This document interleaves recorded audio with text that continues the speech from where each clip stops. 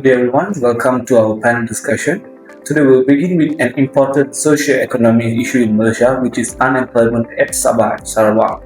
This issue remains a major concern, especially among youth and rural areas. Despite some recent improvements and unemployment rates, this discussion will be carried out to explore the causes of unemployment, review the latest statistics, examine the impact of human resource management, and finally propose possible solutions.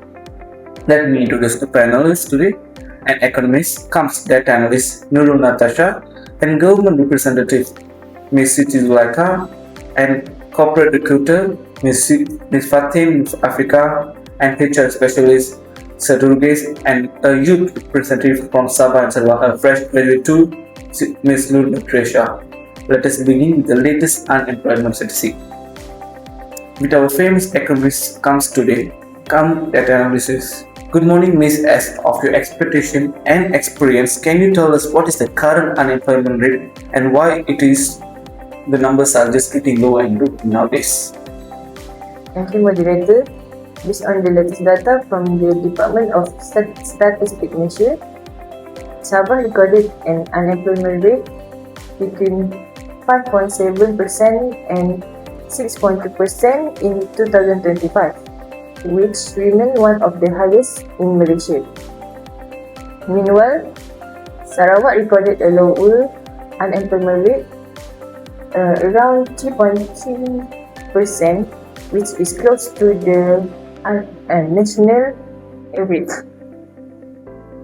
Although Sabah has shown slightly improvement compared to the previous year, the rate is still relatively high, especially among the young graduates. One of the main reasons why Sabah unemployment rate is higher than Sarawak is due to the uneven economic development, where job opportunities are concentrated in urban areas, while rural regions remain underdeveloped. In summary, while unemployment trends are improving slowly, structural issues continue to affect Sabah more severely. So thank you our first panelist. I understand due to undevelopment it causes low number of unemployment rate and it affect more current graduates and all. Next we'll move to Ms. Zulaika as a government representative. What is your view on statistics of unemployment rate in Sabah and Sarawak? Thank you. From the government perspective, unemployment in Sabah and Sarawak is closely linked to the education gap and infrastructure challenge. Many rural areas still have a limited access to quality education, training facilities, and digital infrastructure. This affects students' ability to acquire industry-relevant skills. In addition, job opportunities are unevenly distributed, with most industries concentrated in major cities. This forced rural youth to migrate, which is not always financially possible. Infrastructure issues such as poor transportation and limited internet connectivity also discourage businesses from investing in the rural areas. Therefore, addressing unemployment requires long-term investment in education reform, rural development, and infrastructure improvement. Thank you, Ms. So, based on your view, education gap and lack of infrastructure is causing this unemployment rate in Sabah and Sarawak. So we'd like to hear from Ms. Fatim to ask you what are the challenges you face as a corporate recruiter in these particular states. Thank you for the question, moderator. Good morning, everyone. I am Fatim, a corporate recruiter. From the industry point of view, one of the biggest challenges is skills mismatch. Many graduates possess academic qualifications, but they often lack of technical, practical, and job-ready skills, which are required by industries like tourism, agriculture, and SMEs. Employers today are looking for employees who can adapt quickly, communicate effectively, and can use technology efficiently. Unfortunately, fresh graduates nowadays are not fully prepared to meet these demands. Additionally, there are limited industries operating in rural areas, which further reduces employment opportunities. To overcome this, a stronger collaboration between industries and educational institutions are essential to ensure graduates meet market needs. Despite the challenges, I think one of the biggest challenges is skills mismatch. It is maybe because of due to rural area and lack of knowledge in education and infrastructure. So I totally understand your view, Miss. Next, I'd like to follow up with Mr. Durges, as a HR specialist. What is your view on this particularly?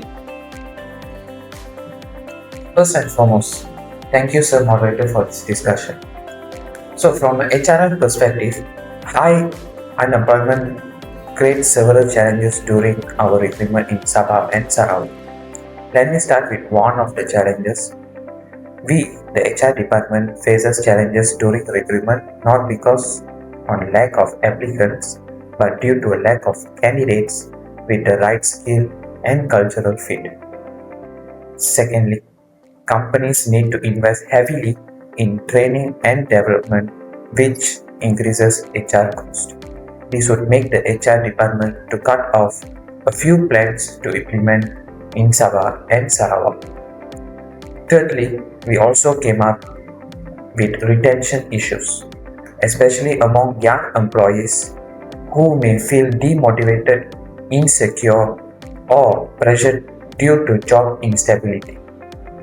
To address this, HR department must redesign their talent management strategies, focusing on upskilling and reskilling and also employee engagement due to ensure long-term workforce. So I totally understand your view, sir. You might face double up challenges compared to other industries because of the HR department. So I would love to hear from our fresh grad and upcoming generation.